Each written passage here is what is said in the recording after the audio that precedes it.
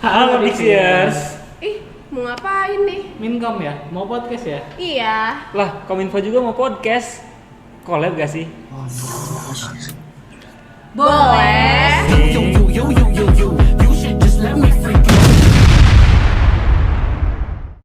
Halo Dixiers. Kembali lagi di Ika Diksi Podcast. Akhirnya Ika Diksi ada podcast lagi nih.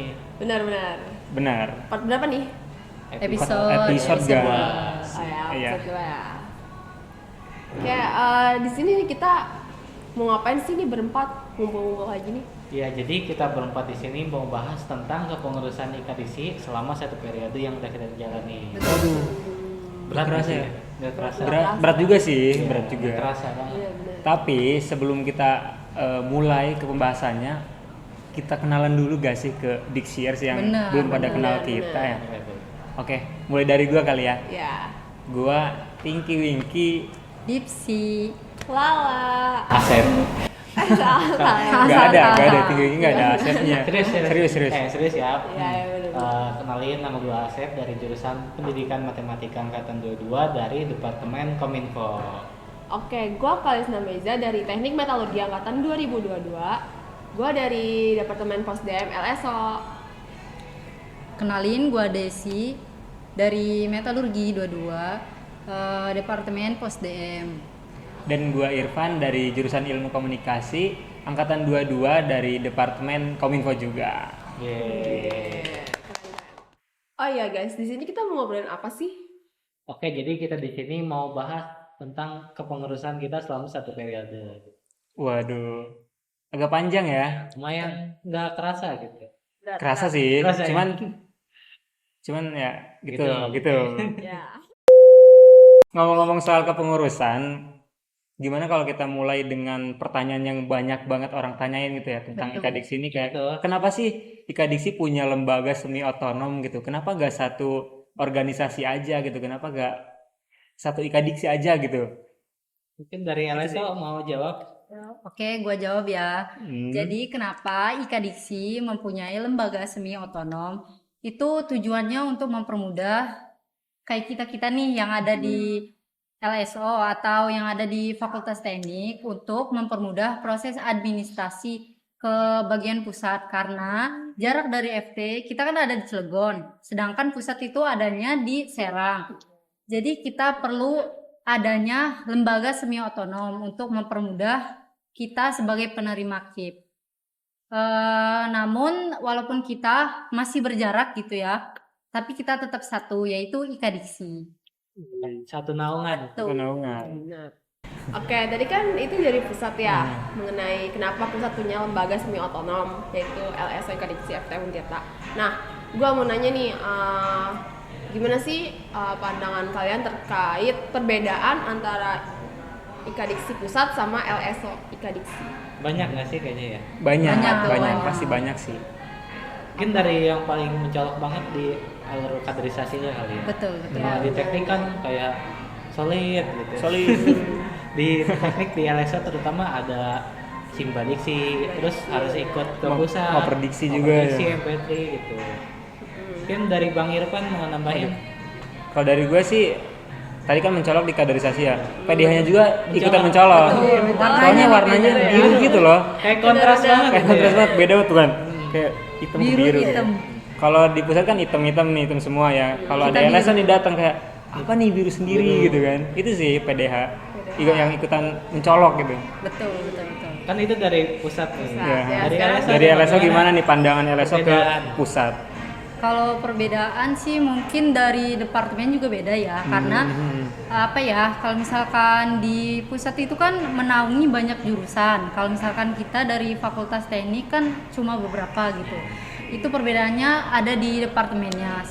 Kalau misalkan di FT itu kita departemennya kayak lebih sedikit gitu ya. sedikit. Kalau misalkan di pusat itu lebih luas lagi, lebih banyak gitu sih.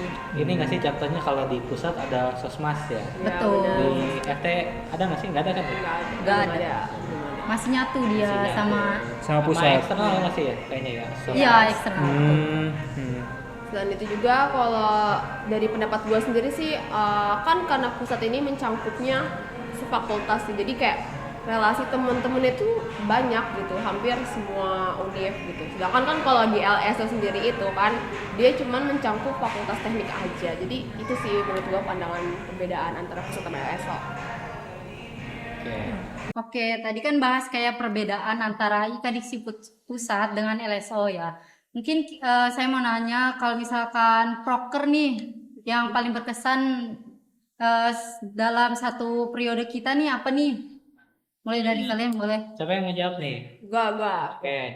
Dari gua sih proker berkesan itu yang pertama tuh dari Simba Diksi. Waduh, kenapa tuh? Kan sebagai ketua yang berkesan banget itu tuh proker itu. Nah, terus Banyak pokoknya nangisnya ya. ya nggak bisa dijelasin lah. Terus juga banyak pengalaman baru juga yang didapat. Terus yang kedua itu ada dari proker LSO itu plan visit. Jadi kayak kita tuh Eksternal ya. iya, proker dari eksternal kita tuh kayak ngunjungin pabrik. Nah, terus juga ada lagi dari proker pusat pas acara Milpres karena di situ kayak bener-bener seru banget di situ karena kita tuh berbaur sama Betul. anak-anak pusat karena kita ikut kepanitiaan di acara tersebut. Mungkin yang nggak kalah seru ini nggak sih? Prokernya podcast. Oh Oke, iya. pasti dong. Seru banget. Karena Kominfo Mincom tuh kan udah bestie banget. Besti X Udah erat banget nih. Kominfo X Seru banget. Infom. Flashback. End of flashback. Kapan lagi coba collab kan ya? Iya. Kalau ini podcast. Makanya join Kominfo. Jangan lupa. Tit.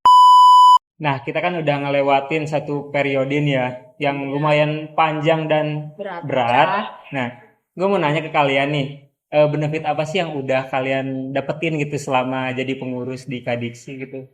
Oke, mungkin teman-teman udah tahu kali ya kalau di Kediksi kan cakupannya luas. Jadi benefit yang paling jelas banget tuh kita punya banyak teman di luar fakultas kita dan di luar Itu jurusan sih. kita. Jadi kayak jalan keluar dikit aja kayak, wih, Irwan gitu kayak. Di Kediksi gitu. Padahal beda fakultas gitu ya. Iya, terus juga karena kita di Kadiksi ini beralaskan Keluarga. Asasnya keluarga. Kekeluargaan. kekeluargaan gitu. Jadi kekeluargaannya dapat banget gitu. Emang kerasa sih. Rasanya ya. Rasa. Oh iya, tadi juga mau nambahin dari yang Asep bilang benar kalau kita dapat relasi, terus juga kayak misalkan kita kenal nih banyak orang tuh kayak kita tuh bisa gitu minta tolong, misalkan kita lagi di kampus mana minta temenin ke ini gitu. Jadi kayak bener-bener lah satu kesatuan di IKA-Diksi itu. Ada yang mau nambahin lagi? Ada, gua mau nambahin ini sih. Kalau misalkan kita nih di LSO kan banyak laprak ya. Jadi kita harus benar-benar bisa manajemen waktu antara proker dengan laprak kita gitu. Karena laprak juga kan kayak ngumpulinnya itu ada deadline gitu. Jadi kita benar-benar harus bisa bagi waktu itu. Jadi melatih manajemen waktu gitu. Betul. Mungkin nggak cuma di teknik aja kali ya, di Iya. seluruh kampus pun pasti punya kesibukan terkait manajemen waktu antara tugas sama proker yang kita ikuti di organisasi.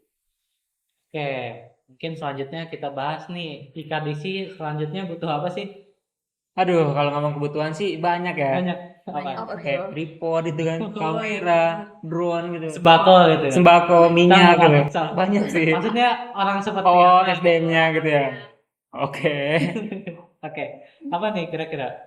Kalau dari gue sih butuh orang-orang yang aktif lah buat Ya lincah gitu. buat menjadi next pengurus IKA-Diksi supaya lebih berkembang dan lebih naik lagi nih IKA-Diksi. Ini ada yang lain?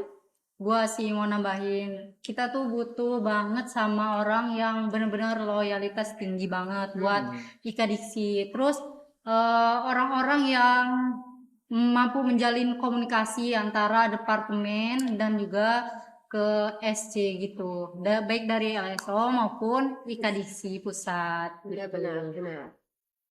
Iya ya, harus aktif gitu ya. Betul. Nah, kalau nggak aktif, buat apa join Buat apa? IKDC gitu? Benar. Oke, Diksiar, mungkin itu aja ya obrolan singkat kita, sesingkat periode yang udah kita jalanin ya.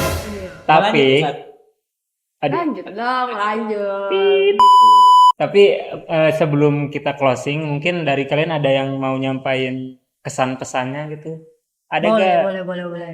Siapa dulu nih? Asep deh. Asep. Mungkin kesannya dari Kadis itu yang paling keren banget kekeluargaannya. Kesannya kekeluargaan dapat. Kita punya banyak temen, punya banyak abang teteh yang mengayomi gitu. Kayak punya rumah gitu Iya, ya. punya rumah kedua gitu. Bener. Mungkin kedepannya pesan buat Ika Diksi, jaya selalu, brandingnya makin kuat gitu. Amin. Kayak kalau dari gue sih kesannya nggak kerasa gitu selama satu pengurusan ini.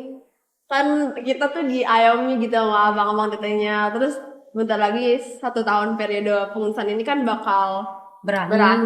Jadi kayak kerasa banget lah gitu. Nanti bakal Kita yang next yang bakal mengayomi adik-adik selanjutnya. Dan untuk pesannya semoga nih dari Ika Diksi ini makin berkembang lagi lah terkait proker dan apapun itunya lah pokoknya dan sukses ke depannya ya. Benar. Kayak mungkin dari Kalau gue sih itu kalau untuk kesannya itu sangat berkesan karena di sini di Ika Diksi kita banyak belajar banget dari segi apapun itu, baik dari yang tadi saya sebutkan manajemen waktu atau yang lainnya banyak lagi kan ya. banyak banget yang bisa. Banyak banget bener-bener. Terus kalau untuk pesannya sendiri itu semoga Ika Diksi makin dikenal baik oleh halayak banyak, baik di luar Untirta maupun se-Indonesia. Oh ya, amin. Internasional. Iya. Internasional ya, skala internasional. Semoga tercapai ya. Amin. Kan next ketemunya. Aduh, siapa nih? Aduh. Oke. Mungkin itu aja kali ya pembahasan kita. Singkat banget ya. Singkat lah. Udah. ya. Tapi buat Diksier, jangan lupa pantengin sosial medianya Ika Diksi. Ada di bawah ini. Di bawah ini. Follow ya. Di follow, jangan lupa di follow juga ya. Soalnya info-info terbaru bakal ada di sosmednya gitu. Oke, mungkin itu aja kali ya di-share obrolan kita bincang-bincang yang lumayan ngalor ngidul gitu ya. Oke, Oke, gue Tinggi Wingki. Dipsi. Lala. Asep pamit undur diri. Bye bye.